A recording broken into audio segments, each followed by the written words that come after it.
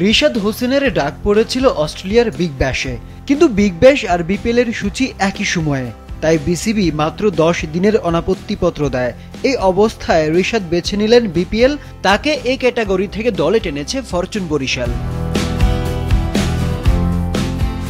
গেল বছরে টাইগারদের হয়ে টি-20তে সর্বোচ্চ 35 উইকেট পেয়েছিলেন এই লেগ স্পিনার।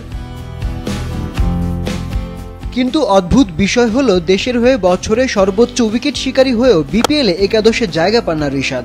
ফরচুন বরিশাল যে দুটি ম্যাচ খেলেছে, দুটিতেই দলের বাইরে ছিলেন। নিজেদের পক্ষে যুক্তি দেখালেন বরিশালের কোচ।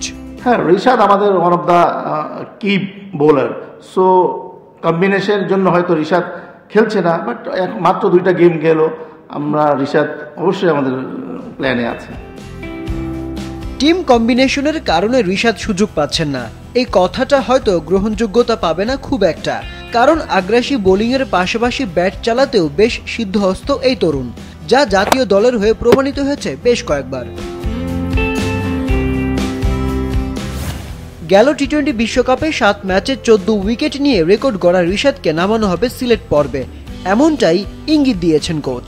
টিম কি চিন্তা করে যে টিম কি কম্বিনেশনে খেললে টিম জিতবে, সো সেই ক্ষেত্রে হয়তো আজকে নাইট ম্যাচ ছিল বা অন্য কম্বিনেশন করতে গিয়ে রিশাদের খেলাটা হচ্ছে না। বাট আমি আগেও বলেছি যে মাত্র 2টো ম্যাচ হলো, অনেক সময় বাকি পড়ে আছে খেলা।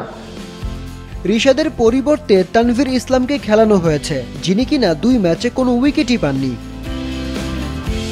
এবারের বিগ ব্যাশে হোবার্ট হ্যারিকেন্সের হয়ে ডাক পেয়েছিলেন রিশাদ, তবে মাত্র 10 দিনের জন্য অনাপত্তিপত্র পাওয়ায় শেষমেশ যাওয়া হয়নি এই লেগের। সাইড বেঞ্চে বসে থাকা রিশাদ তাই নিজেকে দুর্ভাগা ভাবতেই পারেন। তবে সোমবার সন্ধ্যায় রাজশাহীর বিপক্ষে মাঠে নামবে ফরচুন বরিশাল।